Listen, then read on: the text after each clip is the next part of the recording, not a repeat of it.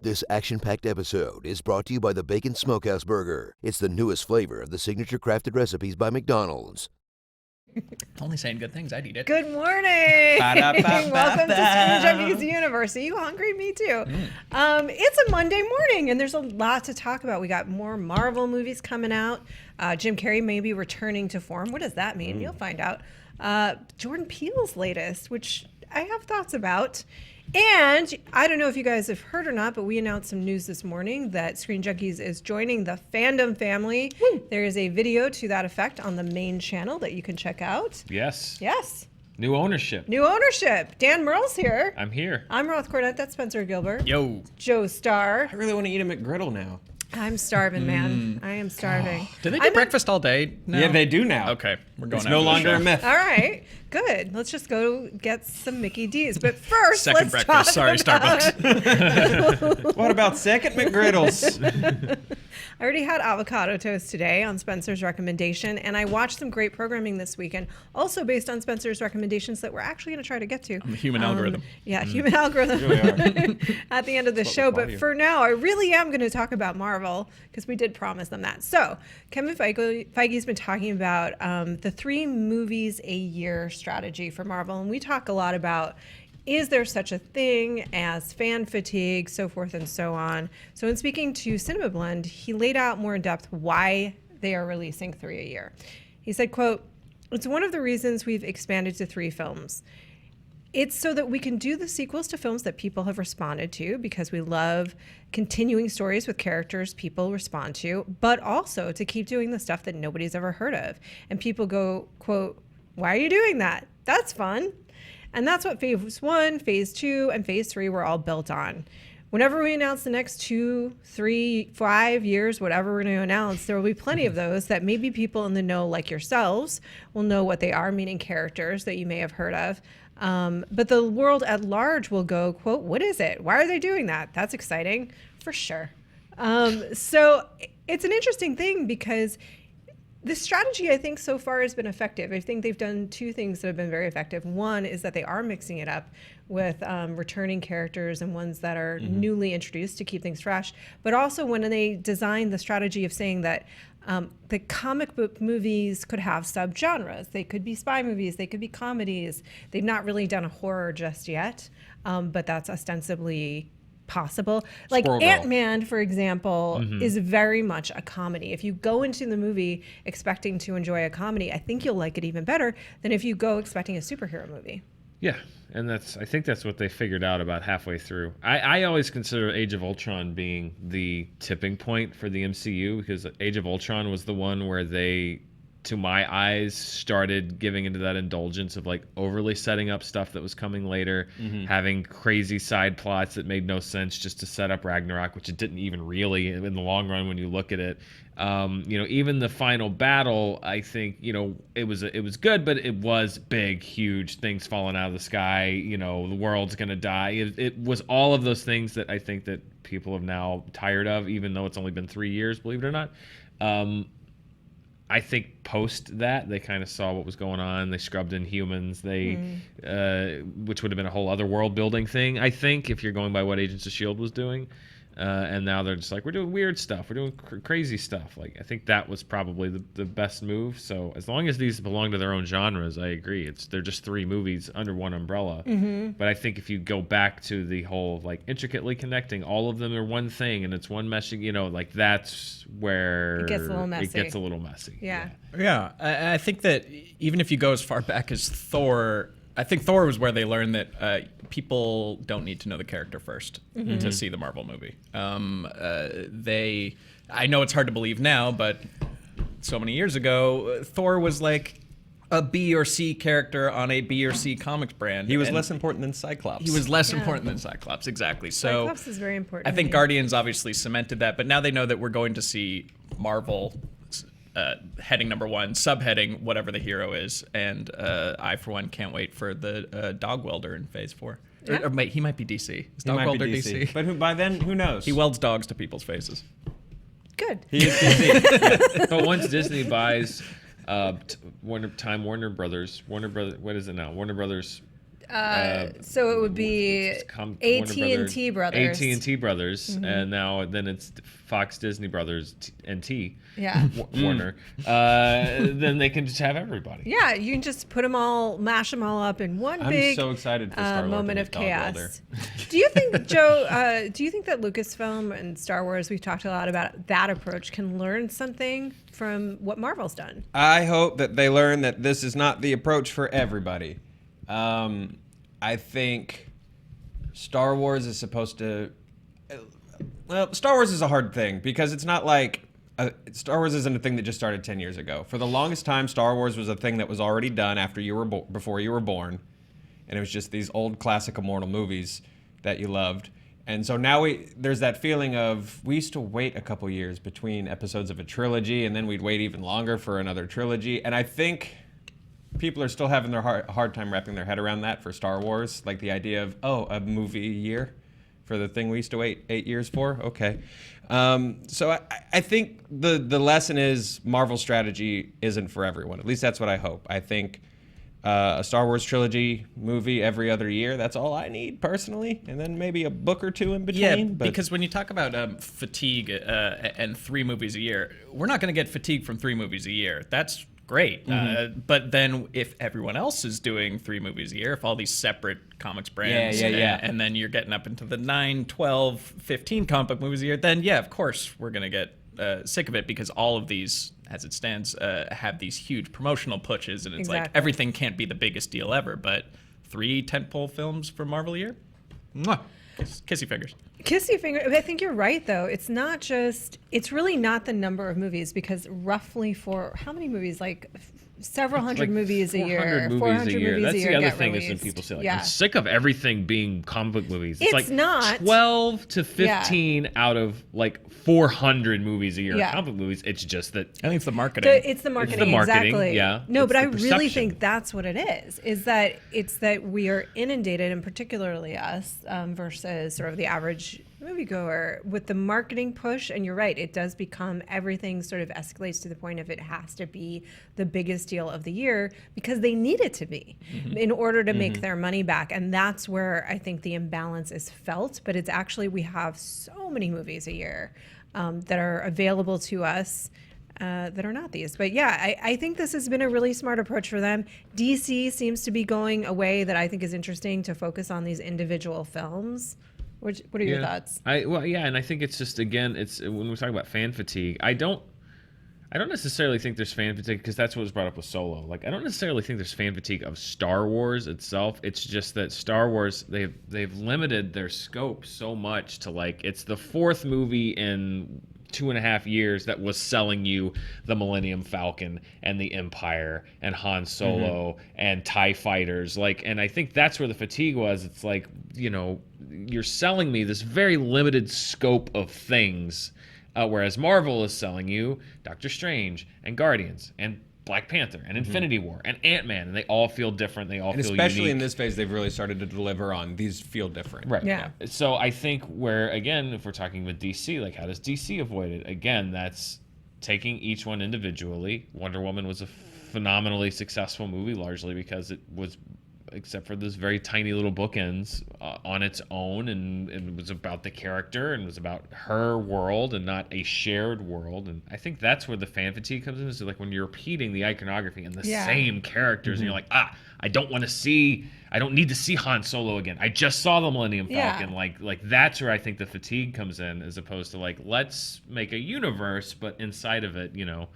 create different films. stuff, and then like every 3 years we'll mash them together, and then they'll disappear or whatever's going on, and then they'll fight some robots and cool. Because the beats start to feel very, very similar. We were just talking about, there was a rom-com released on Netflix called Set It Up that everyone went bonkers bananas for on Twitter, that I filmed Twitter. And I think it was just because there was a rom-com, and they're pretty rare these days, but it was a very, very, very standard rom-com. And to Spencer's point, like, we have seen that movie, it was released 10 times a year, 10 years ago. 15. But like the tropes have been updated to 2018's tropes. So Yeah. it's the old Hollywood thing of give me the same thing but different. But so different. we want the same And thing but different enough that we don't really notice. Exactly, and I think that's sort of what we're talking about with these films, is that if you're seeing the same beats over and over and over again, that's what starts to feel fatiguing, and so they have to adjust the stakes. And I think, again, just with the one that's coming out right now with Ant-Man, it's really interestingly not a movie about being a superhero. It's like the stakes are extremely familial. They're narrow, and they're very personal, versus being like, I need to save the world, which is self-sacrifice for the greater good. No, this is like, I care about you. But when you can combine the two, like if you can tie these big stakes into the personality, like like Thanos in Infinity War or whatever, that's what you want. You want the personal problems to mirror and match and have a good back and forth with the external problems in the movie. What was Film Twitter's take on Love, Simon? I don't remember seeing a lot. I love Love, Simon. I don't so remember that's seeing my a lot take. of Film Twitter take on Love, Simon. Well, where were you? Was Film Twitter on Love, Simon? Am I on Film Twitter? Yeah. Who's on Film Twitter? You're I don't know. You're Film You're Twitter. dead. Am I Film Twitter? Yeah. Am I just not deep enough into Film Twitter? I think after the Gotti thing, you might be the Don of Film Twitter. might just be- You really. You might be leading us all, Dan. How can you treat Love Simon so disrespectful? You're Don Dan. Yeah, I'm with you, Love, Simon. I don't know why it didn't get more attention. Right? It was It seems such like a lovely rom-com. Weird. Coming of age. It's like the John Hughes rom-com mix. Oh, it's delightful. Maybe I missed. Maybe it was a part of Film Twitter that I don't. Twitter's so overwhelming now. I can't keep track. I can't keep track of it. I can't keep You should track. follow the Film Twitter bot that just does auto-generated Film Twitter headlines. I do. Yes. Oh, It's very really? funny. It's amazing. That and film. What is it? Movie clickbait or film clickbait? Film Yes. clickbait. Film clickbait. I love it too. Jim Carrey's in talks for Sonic. Yeah. Would that be one of them? Yeah. So- I just loved. I That just is feel actually no. My goal is for us AI to never, generated. ever show up on. shit. Dropped the answer. My goal is for us to never, ever show up on film clickbait. That is my career goal. So We might have We're already been working there. on it. We're Yeah. working on it. We'll get there. We'll get there. this water's just been sitting here the whole show. I'm just gonna drink it. Do you Is that- drink is that that yours? water? Yeah, No, man. that's not mine. All right, I'm taking it. It was stressing me out that you weren't. Yeah, I think that's Peyton Reed's water. Ooh, I'm not spoiler even alert. kidding. I get Ant-Man powers now. Yeah. Good We already talk. look exactly alike. I'm not gonna transform. We into- were. I will say this. Today the train was like this, I don't have a beverage. but here we are. So listen, Dan, Jim Carrey's in talks for Sonic. This is via the Hollywood Reporter. He's in negotiations to join James Marsden in Paramount Pictures' Sonic the Hedgehog. He would be playing Robotnik, aka Dr. Eggman, who's the arch nemesis of Sonic. So this is kind of like a return. Exactly. Oh, this graduate. is kind of like a Congratulations. return to a Getting his big. PhD. Well, That's the prequel. That's the origin. I feel like as a doctor, he would have already gotten that degree. Well, that right? was Am I- that's like Joe said. It's the flashback. prequel. Yeah, it's a prequel. graduation Yeah. ceremony. That is from Sonic's version of Wicked. When you go back and you see where Oh, Robotnik yeah. went Robotnik's wrong. eyes. Yeah. Wicked's so good, y'all.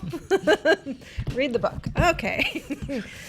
Jim Carrey's been doing a lot of weird stuff. Have you guys noticed this? He's just doing a lot. JT, will you please just keep bringing up the picture of him in the beard throughout from his documentary? Yeah. He's While we just- talk about Sonic the Can you Hedgehog. superimpose it over us at 20% so that it's like he's perfect. haunting us and haunting our dreams. Love it. Yeah. Guardian Jim. He's been doing some stuff, like not only in interviews, on screen, off screen. He's been having a kind of Howard Hughes like moment in his life. I just want a follow-up documentary after he plays Robotnik that approaches his role as Robotnik the same way it did as Andy Kaufman. I want that documentary where he talks about the reality of Eggman and God.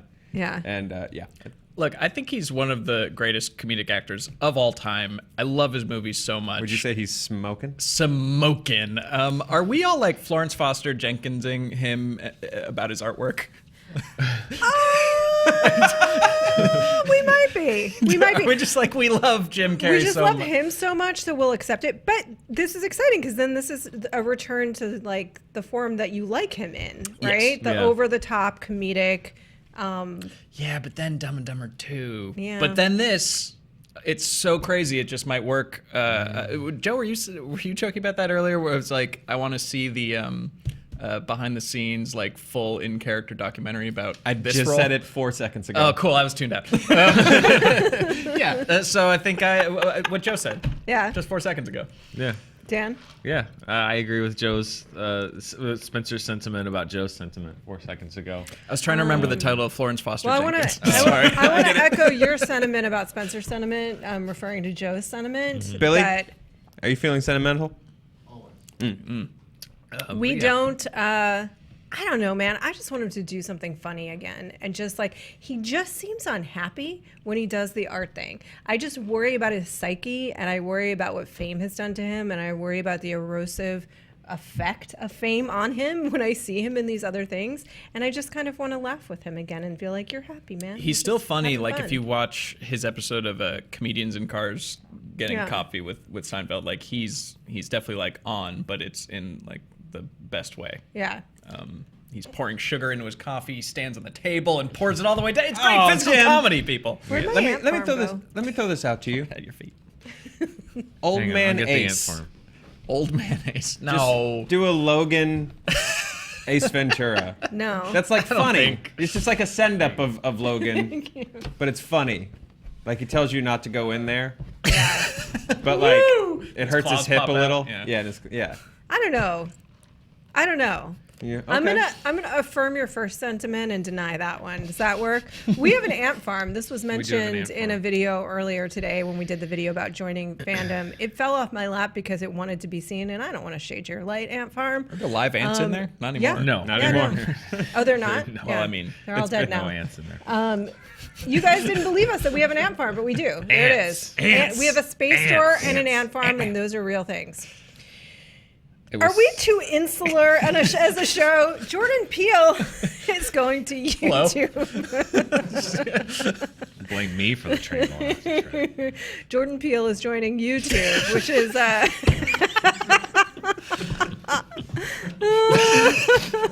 I'll work on that 1,000-yard do stare. you notice that the You guys minutes- don't want to see old man Ace talk out of his butt? Really? I really don't. No. I really, No. really I don't. just- I think Dumb and Dumber 2 put me Yeah. off that. Okay. Yeah. Okay. The thing is, Jim Okay. Carrey's opened up too much, so now when I see him being funny, I just feel bad because I'm feel like, bad? I'm forcing you to perform for me, and you've now talked about that this is just hiding your deep sorrow. So it's like, I don't want you to be funny But anymore. that's true of You every don't have comedian. to be funny for me. He can do like a Hang dark. on, yeah. confirm. Yes. That's true of every comedian, I'm broken.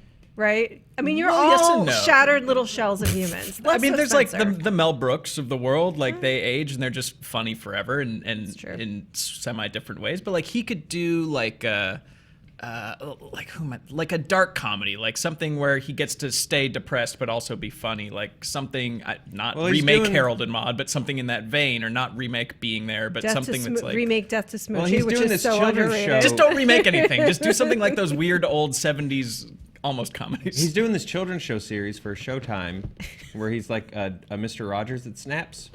Yeah, That sounds great. Yeah. Perfect. that's perfect for him. Did you notice that the instant we brought up Jim Carrey as a topic, we became that thing? Like we just got weirder and weirder and more surreal and Do you want to talk about self-reflexive. God for a few minutes? There he is. I would like to talk about how God is relevant in our lives, and to the fact that all comedians are broken shells of humans. But except, Alrighty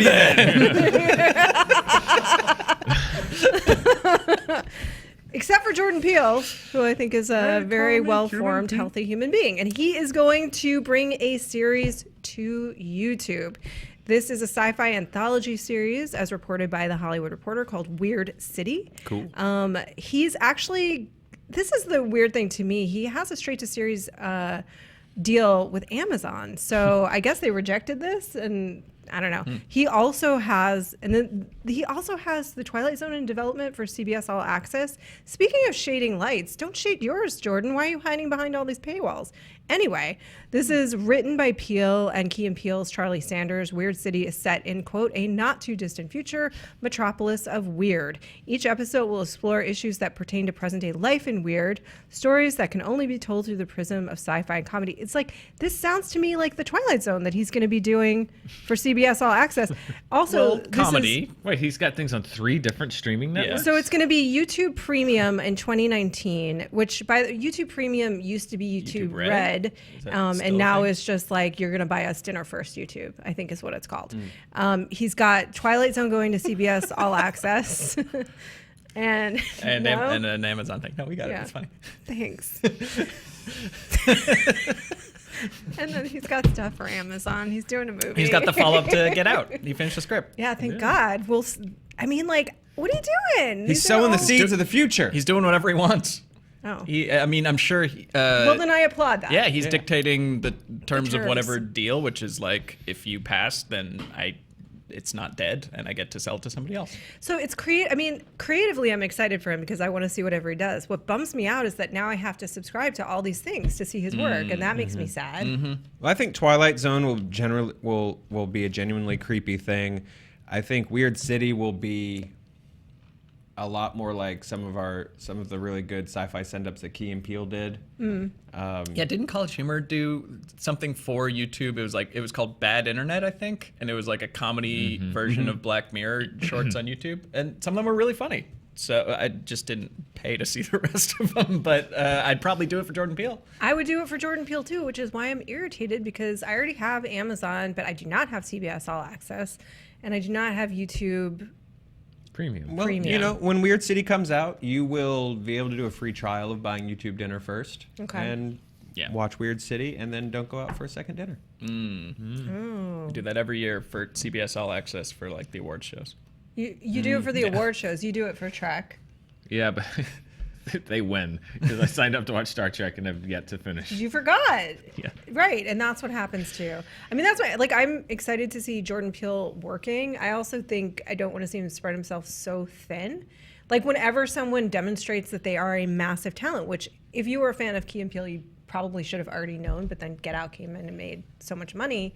I feel like then everyone's like that happened with JJ and Bad Robot, where they just want to attach them to everything. And it's all, well, I mean, look, he's been working and writing for so many years. I'm sure he has tons of stuff saved up, but then it's also like the sophomore album crisis for bands, where it's like you spend your whole life writing your first album and it's a hit, and then like, all right, you got 6 months to put in the next one. Yeah. Like, oh, okay. But he's then you make the Green album. And then I was gonna say Razor Blade Suitcase. Ooh, which was Bush's follow-up to 16 Stone. Nice pull. Disappointed me mightily when it came out. Oh yeah. Well, it's the same thing. Not a with glycerine among them. filmmakers have that too, right? Like, Wait, did you say the Green album? Their second album was Pinkerton, man. Well, I went third. Oh, third. I also hate Pinkerton, but I didn't want the internet to scream. Wow. Okay. But Green is objectively bad. objectively bad. Like, Yeah. Keep Fishing. Is that on that album? With the Muppets? Weezer Talk. No, This has been Weezer. Yeah, this has been Weezer Talk. It's an offshoot of Guac Talk. There's a Weezer fandom page, right? There better be. Yeah. Let's make it if there isn't. Good talk. Speaking of fandom, there's a video that you can watch about us joining fandom. Go watch that. We will be back here tomorrow. Charting with Dan later today. We're going to talk about that box office. You want to tease that? We're going to do a little bit of a middle of the year recap. Little recap. So we're going to recap the weekend at the box office. I saw Uncle Drew. And I hear it's good. I liked it. Yeah. We're going to look at the year that so far. Hand out a couple of awards. Ooh. Not actual awards. I'll just say a name, something, and they'll get a graph. They'll get a chart, Oh. which is actually a graphic. A charty? Charty, yeah. The Charties. Yeah. So The other award show, you know. Yeah, the Charties. Honest we have the Trailers. Screenies, the Grouchies, and the Charties. Yeah.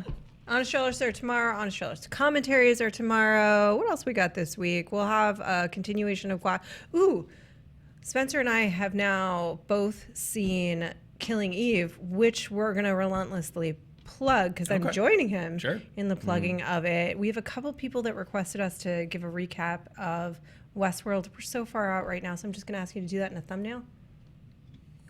All right. Yeah. Yeah, there you go. Wow, he's perfectly centered between the two of you. That's incredible. You can watch shows. It could have been worse. Yeah. Jurassic World. That's on news. I think I brought peace to a lot of people that hated that movie. Like, Yeah. they know how much more they could have hated it now. It's been Check it out, Dan. It's been a good show today. There's no peace. No peace. There's only Zool. Okay. Good show. Bye. Good Bye-bye. Today's episode brought to you by the Signature Crafted Recipes by McDonald's.